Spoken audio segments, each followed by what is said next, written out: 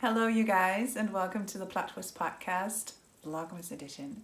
My name is Catherine. I'm coming to you from Berlin, Germany, and I'm just taking you along for a few minutes today to catch up with you and talk to you and just, keep you company on today's, Vlogmas episode. I don't know how any of this is done because I've never done it before. I will try and create a playlist on YouTube where you can find all the Vlogmas episodes combined together because I thought that might be a neat idea. might be quite useful. So I'm going to put all of this together over the coming days. Please bear with me as I figure everything out time-wise and like how things work and how things are done and how while I find a rhythm sort of with vlogging that I can fall into. As I said before, for this Vlogmas, this is the first vlogging of my life and certainly also the first like Vlogmas for this channel because it's still very young.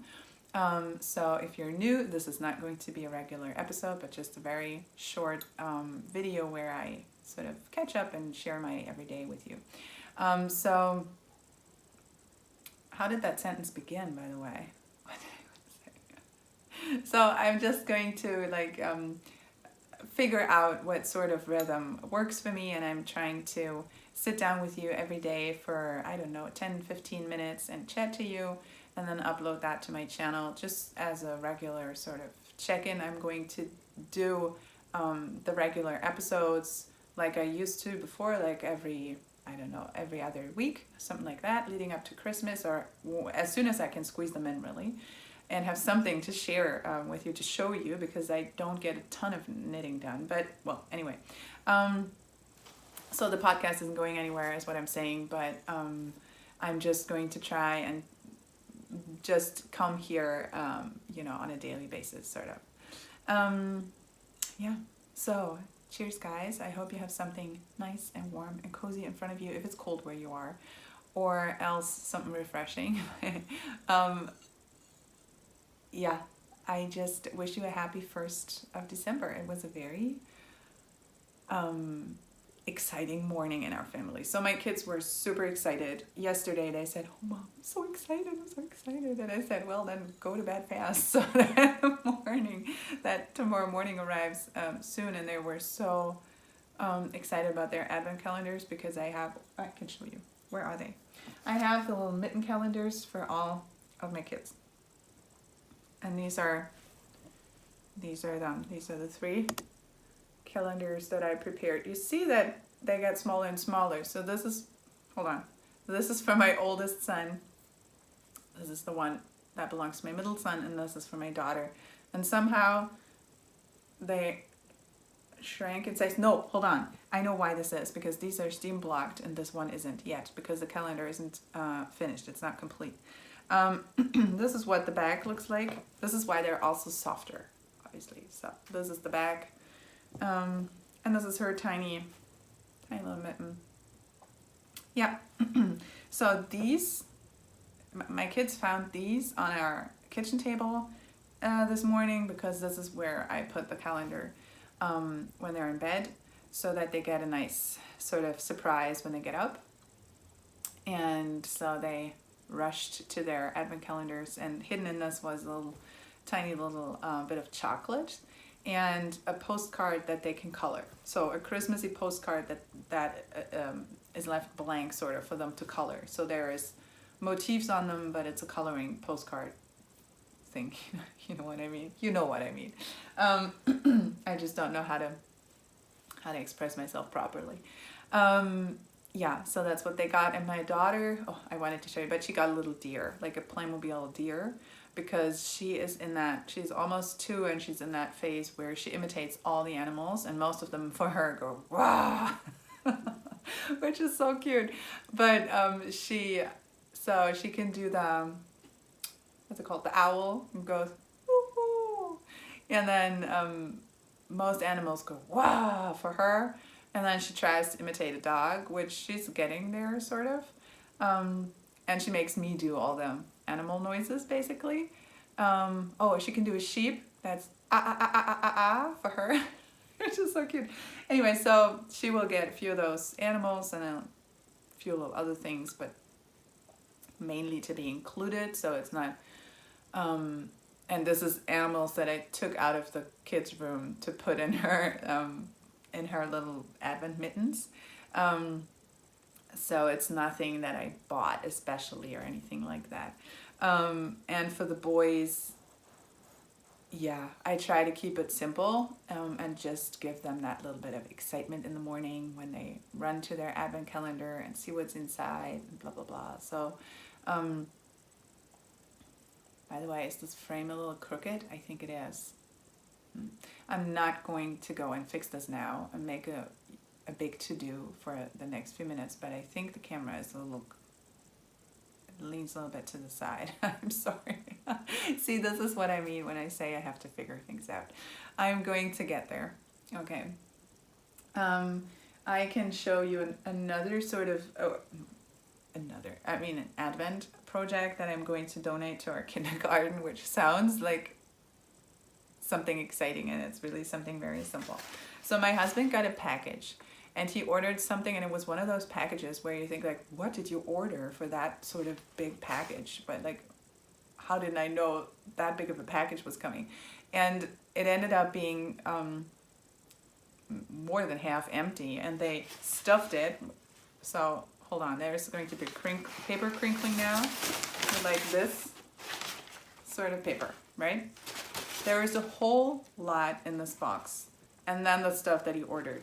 And you see when you open it up like this, and I just finger press it. I mean, of course, you can iron it, but I don't. If you just finger press it down, it will, it's pretty sturdy paper. And the good thing about this is that it's perforated, so you can rip it here. And I'm going to take this to the kindergarten so that they can make wrapping paper, because that's what I do with my kids. When we get this sort of paper, we finger press it. If it's super creased, I might consider ironing it, but I usually, as a life rule, I don't iron unless I absolutely have to. And or maybe if someone's getting married, I might iron that dress that I'm wearing, but otherwise, I don't think so. And so this paper is just going to get like finger pressed, and then I'm sorry, voice. My voice is still a little bit raspy, so that's why I have to cough all the time. But anyway, so, and then the kids are going to paint on it with their watercolors, or do like potato stamps, so that we cut little like animals and stuff out of it, like a half potato, and then they dip this in their watercolors and then they stamp all over it. Or we just wrap a present, and then when it's wrapped, or you sort of pre-wrap it to see where the top sort of ends up on the package. Like when you wrap a book, you just sort of figure out, aha, this is the actual wrapping paper that I'm going to be looking at on top of the present, right? And then the one that's going to face the person that receives it. And then you can like write a little something on it, and draw something on it, put a little washi tape there, or I don't know what. Or if it's a kid's birthday, like put a bag of gummy bears on top or whatever, and then just write something on it, something fun, to make it like look nice and a little personalized. And that's the sort of thing that we do with that paper. Turn it into wrapping paper. But I have such a huge stack of this packaging paper already set aside for wrapping paper for us, that I don't want to add anything to that collection, if you will, if that's the word, which it might be. But rather, I'm going to give this to the kindergarten, and then they can make something with it, because I don't see why you would have to throw this away. This is perfectly good paper. Yeah. So, and then yesterday at the store, I had forgotten how much I love those. These. It's opened already, obviously. Rumkugeln in German. These are little rum balls. That would be the translation. So it's like the inside is a little chocolate moussey, and it tastes like rum. And the outside is covered with little chocolate sticks. I don't know what they're called. Go see yourself. Those are so amazing, you guys. Oh my goodness. A good thing I discovered them. I sort of rediscovered them. Anyway, so I haven't had these in a few years, and I think I sort of kind of forgot about them, and then I rediscovered them yesterday with a bang, really with a bang, and I can't believe how good they are. And also, I can't believe my own stupid self that I only bought this one teeny tiny bag and not, I don't know, 10. Because I love them, and there is definitely going to be another trip to the store. If it's only for those, then it's well worth it. Okay, and then I can show you, hold on, this is the wrong container. So for now, I put my daughter's advent calendar in this little thing, in this little box, and this is what it looks like. So I've gotten until day 19, which is what I made last night, and I like the color combination, and I like the back. Because when you put it like this, it's a tree. I think it's so nice. I think I did good with the stitches. It's not too puckery. And the 19, I think, is so weird because of the design. They should have included an extra green stitch right there. See? So they should have included an extra stitch right there to make the 9 a little more like a 9. But, okay. And then there is number 18, which I finished last night as well, in green and pink. And that's where I have issues with color dominance, because like I said before, I have, when I knit color work, I have the one color in my right hand and the other in my left hand, and I just, I don't throw, but I just flick it and pick it up with my needles. And so if this is my mitten, I want to make the pink color dominant. So I have it in my left hand. And when I turn the mitten around, I continue holding the yarn in my left hand. But then what happens is this. See? It's when I hold it up close, it's hard to even really see a pattern. But you see like individual green stitches. When like this, I can make out the zigzag.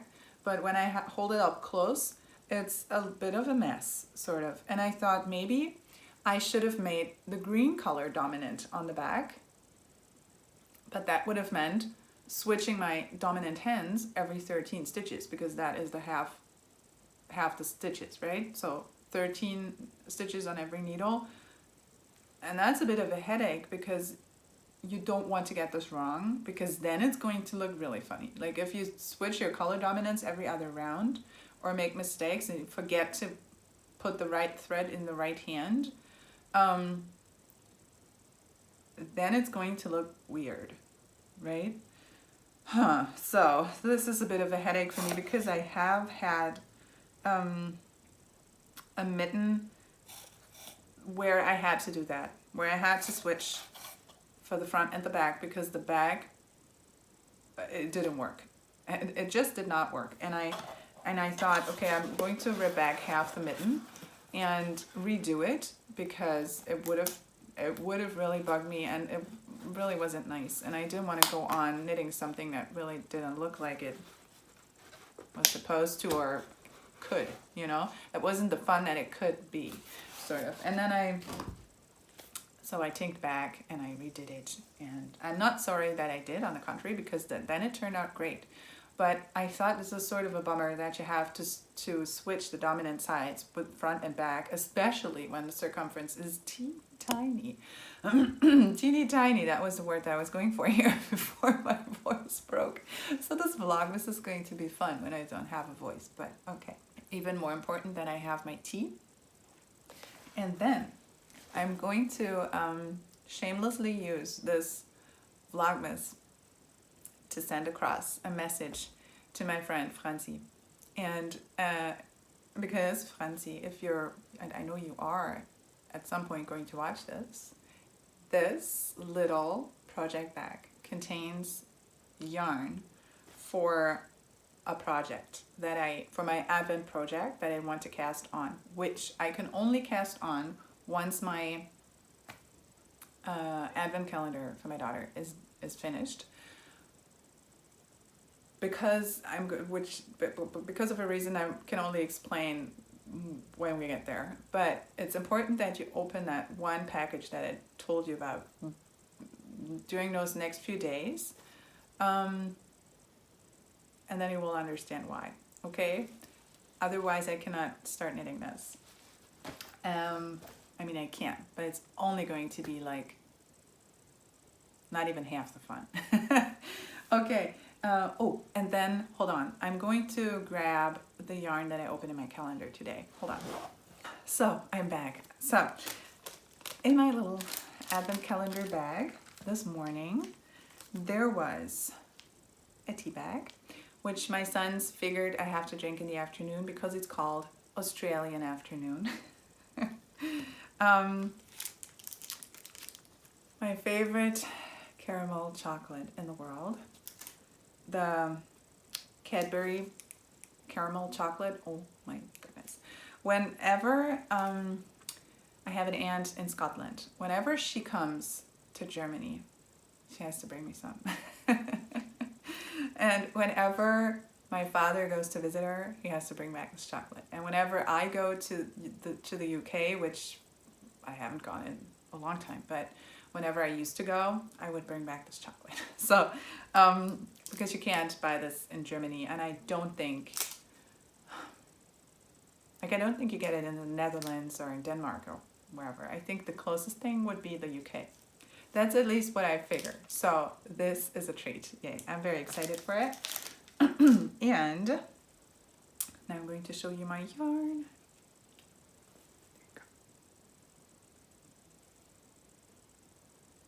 Isn't this so nice? Oh man, I really enjoyed this when I unpacked it, when I opened my package, when I opened my little bag. You know what I mean? So this is Dingo Dye Works, and the colorway is Birdsville. Yeah, so this is a single ply, and I'm going to find a fun project for it, or it's going into my blanket. I don't know yet. My plan for my Advent calendar is always sort of to listen to what it wants to become, what the yarn wants to become, or see how, you know, what sort of yarns gather together, what they look like together, what you can make with them, or whether each and every little mini skein wants to go in a different project, or whether it's just going to be a blanket project or a continuation of my blanket. And all of those options are really great and fun, and yeah, so that's my first. I did not order any additional Advent calendar this year, so I can, you know, really focus in this one and not accumulate too much yarn, and I'm very happy with that decision. Yeah, I really am, and that gives me the chance to like really appreciate everything that comes in, and also the bandwidth to find a purpose for it. Or to also accept that some skeins, obviously some of the mini skeins, will have to wait their turn for like a certain project to come up, or a really good idea to come up, or I don't know what. So, but I want to have that bandwidth to actually be inspired, and I don't want too much stuff. Like this is really what's on my mind very much these days. Like I don't want too much stuff in my house. And I've decluttered with my boys yesterday, and we set aside things for my daughter that she's going to get eventually, but that doesn't have to remain in the kids' room now. We have decluttered stuff that they no longer use, that they wanted to get rid of. And I took care of that. I have decluttered a board game that I haven't used in, I don't know, half my life, was ridiculous that I even still had it. And put it on our neighborhood social network platform. And immediately a woman came and picked it up, and yeah, and I really enjoy this coming and going of things, you know, not everything that you get is a keeper.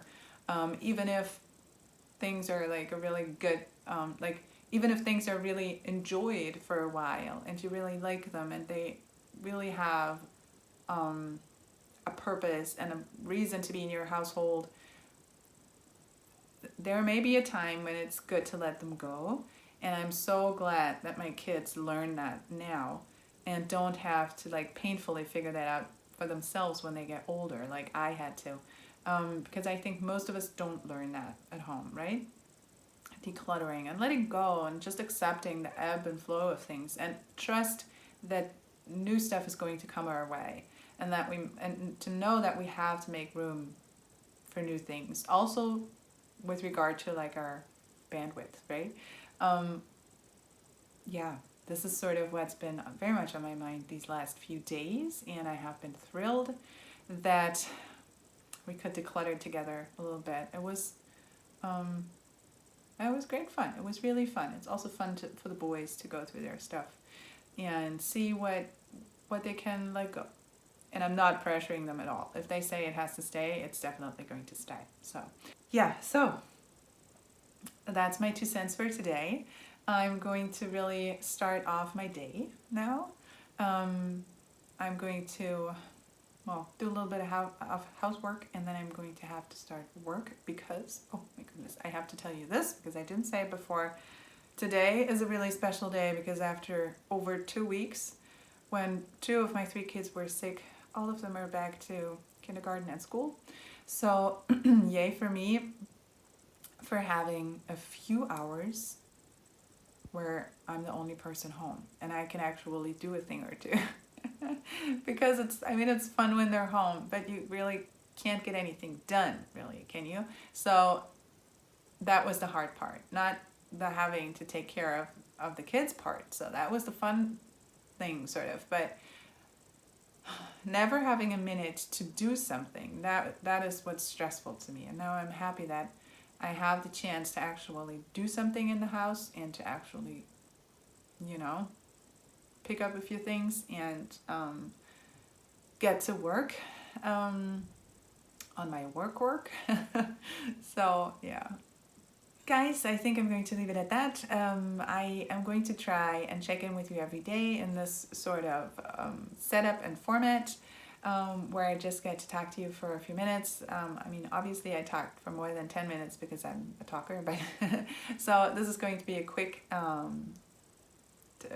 hello, hopefully every day or at least every other day.